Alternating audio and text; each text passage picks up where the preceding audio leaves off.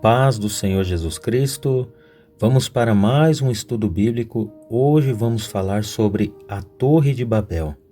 Já deixa o seu like nesse vídeo e me diga nos comentários de qual denominação você é. No link azul que está na bio do nosso perfil temos um presente especial para você. Depois vai lá dar uma conferida. A Torre de Babel sempre foi tema de muita especulação e curiosidade por parte das pessoas. Porém, muita gente não conhece o que realmente a Bíblia fala sobre ela e acaba acreditando em relatos que não possuem base bíblica. Após o dilúvio, Deus ordenou que o homem se espalhasse e povoasse a terra. Mas, contrariando a ordem de Deus, aquela população resolveu se unificar, edificando uma cidade na planície de Sinar. A cidade de Babel é a primeira cidade mencionada depois do dilúvio. E a região onde Babel foi edificada posteriormente seria a tão famosa Babilônia. A cidade de Babel foi fundada por Nimrod, que também fundou a cidade de Erech, Acade e Calné.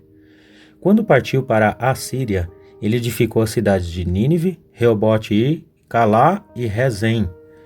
Pelo relato bíblico do capítulo 11 do livro de Gênesis, possivelmente Babel foi a primeira sede do governo de Nimrod, e onde o seu reino teve início. Junto com a edificação de Babel, aquele povo também começou a construir uma torre para fortificar a cidade. Essa foi uma atitude completamente contrária à vontade de Deus.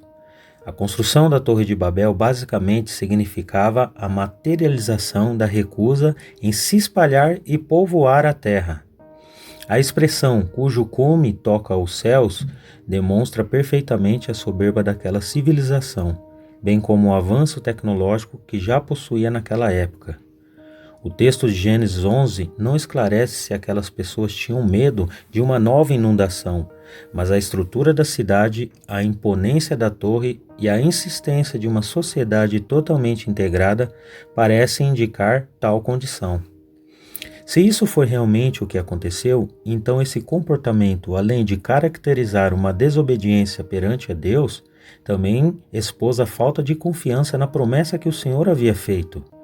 Deus prometera que nunca mais a terra seria tomada por um dilúvio. O que significa Torre de Babel?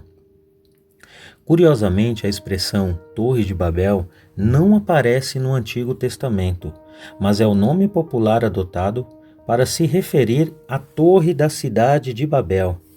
A palavra para a torre é Migdol, que significa torre de vigia. A palavra Babel vem de Bavel e significa portão de Deus, pela combinação do acadiano Bab com o hebraico El. O nome Babel também é explicado pela etimologia popular baseada numa raiz hebraica similar, no caso Balal, que significa confusão, mistura, que possui relações fonéticas com a palavra Babel. Certo é que o nome Babel se tornou sinônimo de lugar do juízo de Deus, onde houve a confusão das línguas e o início das diferenças idiomáticas. Como foi construída a Torre de Babel? Na região de Babel não existia pedras que pudessem ser utilizadas como tijolos e nem cal para ser usado como argamassa. Então, muitas construções naquela região foram construídas com tijolos de argila seco ao sol preparados em fornos. O alicerce das edificações também eram feitos de argila pisada e o betume. As conhecidas torres-templo mesopotâmicas, chamadas de ziguratu ou zigurate, são conhecidas como referências para entender como era o formato da Torre de Babel. Essas torres eram retangulares, construídas em níveis acessíveis por escadarias e rampas. Elas tinham um pátio que dava acesso ao segundo pavimento. Outras escadarias, geralmente externas, levavam ao topo da torre.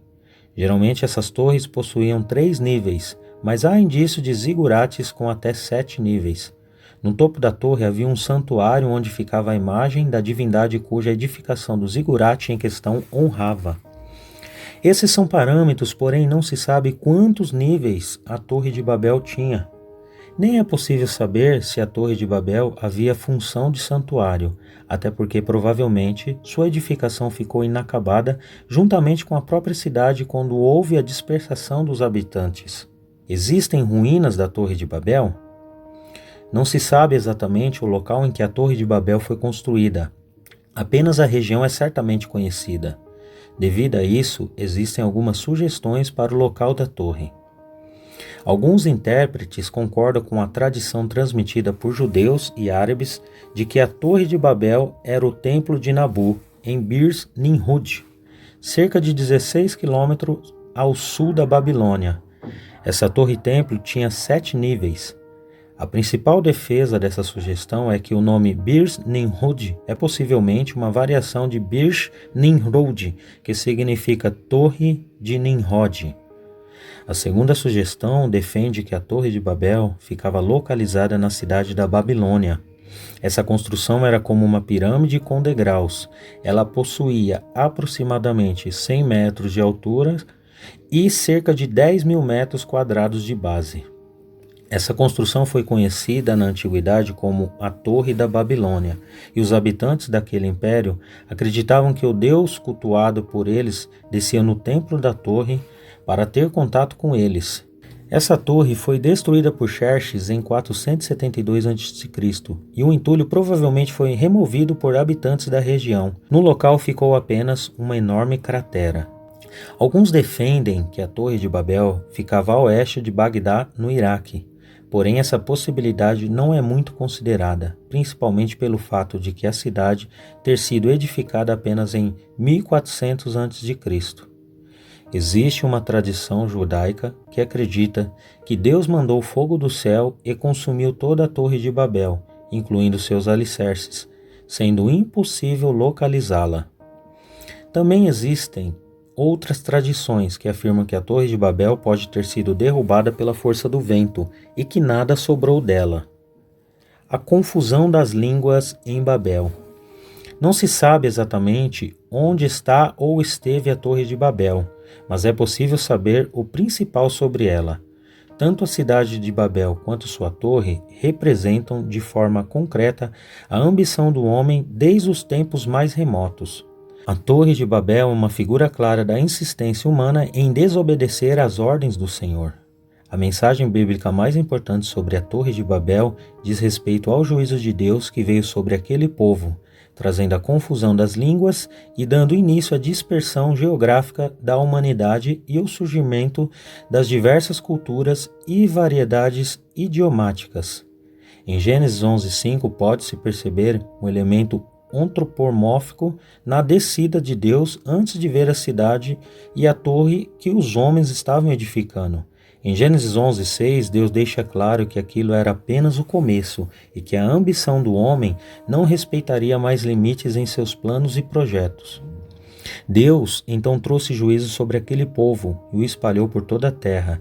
Existe também uma discussão se a confusão das línguas foi um evento global ou local. Alguns eruditos defendem que tal evento ocorreu apenas dentro da história semita. Sendo assim, eles entendem que o capítulo 11 pertence a uma seção do livro de Gênesis dedicada à história semita.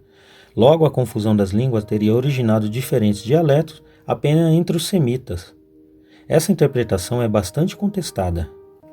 A interpretação mais aceita sobre o capítulo 11 de Gênesis é de que a confusão das línguas teve um impacto global. Isso significa que a humanidade esteve concentrada ali em Babel. Então, antes disso, todos falavam o mesmo idioma, o que parece claro nos versículos 1 e 6.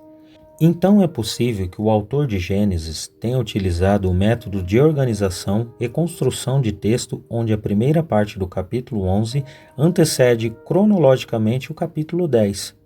Isso significa que no capítulo 10 ele enfatiza a descendência de Noé e as divisões geográficas. Já no capítulo 11 ele mostra como ocorreram tais divisões com a dispersão da raça humana. E qual era o idioma falado antes da confusão da língua de Babel? Na verdade, não se sabe qual era o idioma inicial antes da confusão da língua na Torre de Babel. Alguns estudiosos sugerem que esse idioma era o hebraico, mas não existe fundação alguma para defender essa possibilidade, principalmente pelo fato de que o próprio hebraico é originado de outros dialetos. Espero que você tenha gostado desse vídeo, compartilhe com seus amigos e até a próxima. Deus abençoe.